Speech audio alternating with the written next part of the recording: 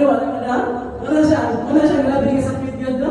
Nga, bisa na ito, uto ka lang, apil, bulsa, unta, mapil ito, no? Grabe ka siya nga sakit, no? So, kaya siya, si Ma'am Chuna Pino. Siya gid mo nga nag-invite na ko personally sa Ray. Iyaha daw nilista ang akong pangalan sa iyahang prospects o iyahang giampuan. Nga po sugot na ko, kay dugay kayo siya sige panguyab na ko.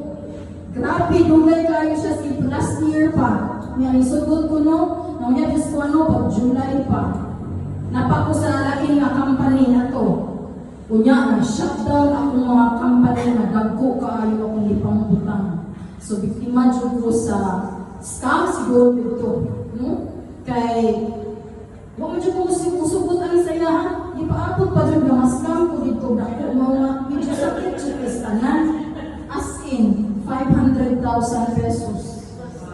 O dire pa ko na kong ibutang sa rin. Pero sa ako lang di kaingon, ang Ginoo o ang iyang paagi o plano, mas maayo. No? So, ang kita o kayo sa Ginoo, mapagpaubos.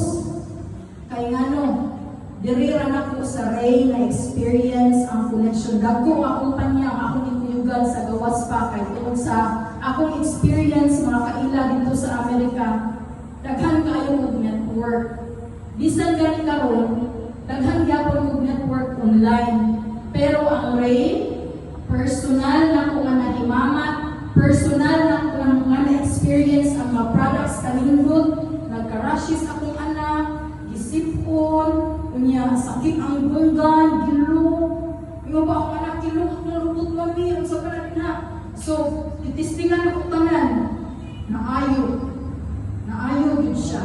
So, mga grabe kaayo, grabe ko na, Lord, di ka naman po sa puno, nag-invite na po sa kanina, nagkakaling mga kumpanya na. Naman po sa Ray karon. So, akong tanawan ko ngano, nga nisangkot si ko ka-inlove sa Ray. Akong paminaw si Ma'am Chuna Pino, usali siya ka secondary teacher sa anong pag-Sunday ninyo. Pakpakan ako sa Ma'am Chuna. Siya siya pa na instrumento sa Ginoo, ang kami ako sa Ray karon.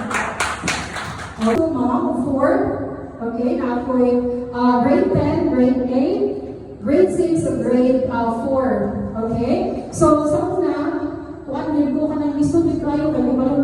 Masukan ba yan na magkukay-ukay talaga nagsilingan, magkukan hibalan nga, mga yung arrival sa niyang mga ukay-ukay, diba? So, abutan, mura po na ako siya na-manage, walang kabalog pilay kali, o kabalog kinsay na uwa, umasa na kurado ako sininga, and then, wala na mismanage na yun ako, wala na akong kabalog sa ako na ako siya. And here,